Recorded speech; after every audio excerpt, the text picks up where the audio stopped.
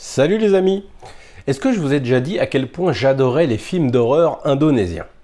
Pour leur excès, leur folie et leur générosité? Je l'ai déjà dit, mais mon réalisateur d'horreur indonésien favori, c'est Rocky Soraya.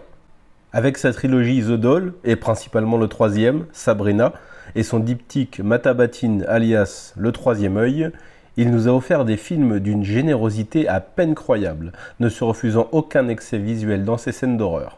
C'est un passionné du genre, et ça se voit. Certains trouveront ces films médiocres, même si j'ai un peu de mal à comprendre, mais moi, putain, j'adore. Timo Tjahjanto, lui, me mit une grosse claque en 2009 avec son Macabre, œuvre complètement survoltée et avec au casting la présence de la belle Julie Estelle.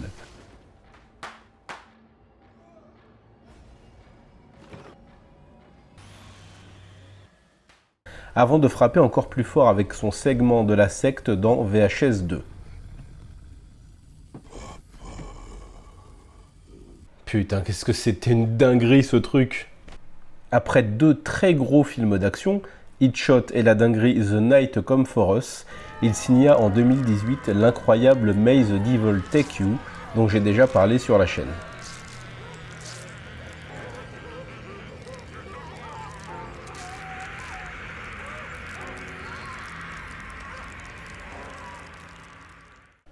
Alors c'est parti pour May the Devil Take You 2.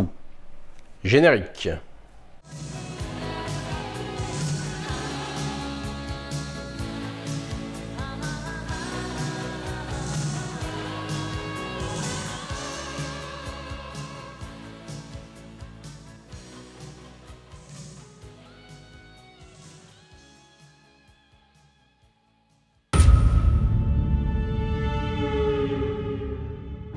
Mimpi buruk ini seperti tidak pernah berakhir.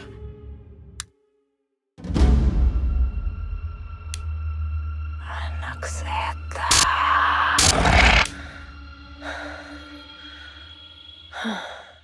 Le film va nous faire retrouver les personnages d'Alfie et de Nara qui, 2 ans après le premier film, vont être enlevés et séquestrés par un groupe de personnes qui sont en fait des orphelins qui avaient été recueillis par un homme, Ayoub, un véritable tyran, un pur fumier de la pire espèce, qu'ils ont été contraints de tuer, et dont le spectre revient aujourd'hui crier vengeance. Et donc ce petit groupe d'orphelins est persuadé, en ayant eu vent de ce qui s'était passé pour Alfie et Nara, que ces dernières vont pouvoir les aider à se sortir de cette malédiction. Je suis complètement fan du premier film, et quand cette suite a été annoncée, ça a été clairement mon attente de 2020. Et ça a complètement explosé mes attentes. Ce film est une dinguerie. Aku ngeliat dengan mata kepalaku sendiri, Dewi dibunuh oleh sesuatu. Kami percaya kalau Pak Ayub balik lagi untuk balas dendam. Vous avez déjà vu un film dont la scène finale commence après 30 minutes et dure quasiment 1 heure? Bon, j'exagère un petit peu.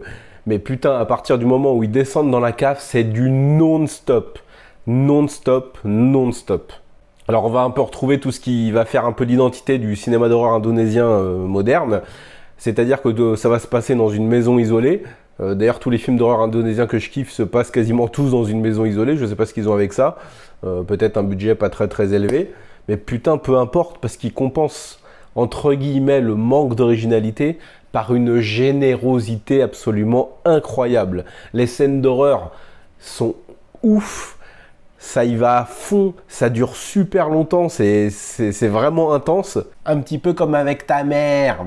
Alors un autre bon point que je vais donner au film, c'est la performance de Chelsea Islan, qui nous joue une Alfie qui a été complètement traumatisée, qui est un mix entre une nana hyper badass et une nana sur la corde raide. Elle est quasiment à chaque seconde sur le point d'éclater, de piquer une crise de nerfs. Mais justement, ça veut dire que ce qui se passe dans cet univers a des conséquences. C'est traumatisant ce qui s'est passé dans le premier film, c'est grave ce qui s'est passé dans le premier film, et ça a eu des répercussions sur son mental, et donc ça m'a vraiment permis de trouver une cohérence à cet univers complètement fou, complètement survolté, Et son personnage, je trouve qu'elle le fait très bien, même si beaucoup vont trouver qu'elle est dans le surjeu le plus total. Oui, mais elle joue un personnage traumatisé par... elle a passé une nuit enfermée dans une maison avec des démons qui essayaient de la massacrer. Je suis désolé, on n'en sort pas indemne ou avec 2-3 séances de psy pour aller mieux. Ada beberapa sosok iblis tertentu yang mengharuskan adanya pengorbanan. Kurban itu merupakan salah satu bentuk dari pengabdian.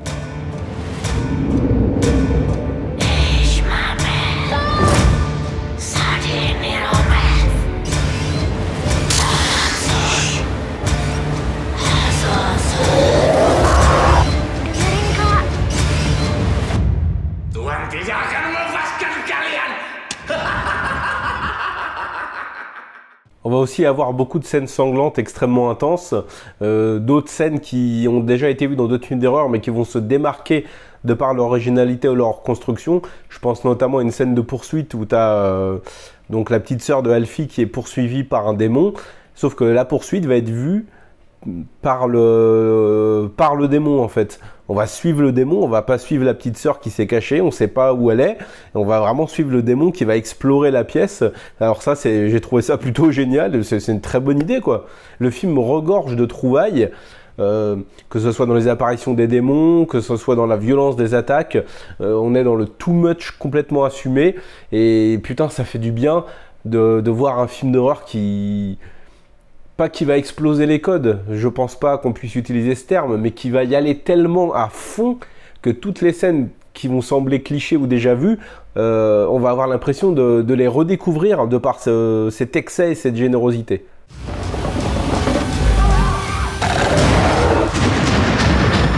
Mantra itu untuk membangkitkan Ayu, iya kan?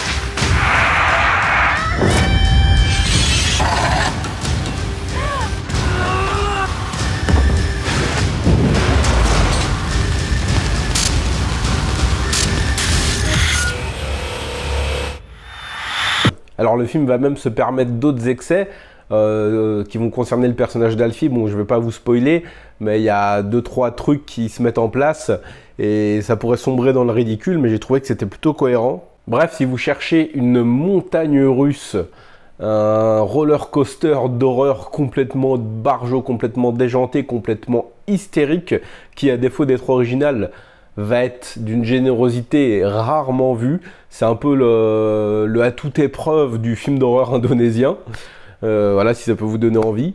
Et ben n'hésitez pas, May the Devil Take You 2 est une dinguerie et pour moi c'est pour l'instant mon coup de cœur de 2020, c'est le film que j'ai préféré en 2020 pour l'instant. Je ne peux d'ailleurs que vous inviter à vous intéresser à cette vague qui nous est arrivée depuis quelques années de cinéma d'horreur indonésien avec les films de Rocky Soraya et de Timo Tjahjanto.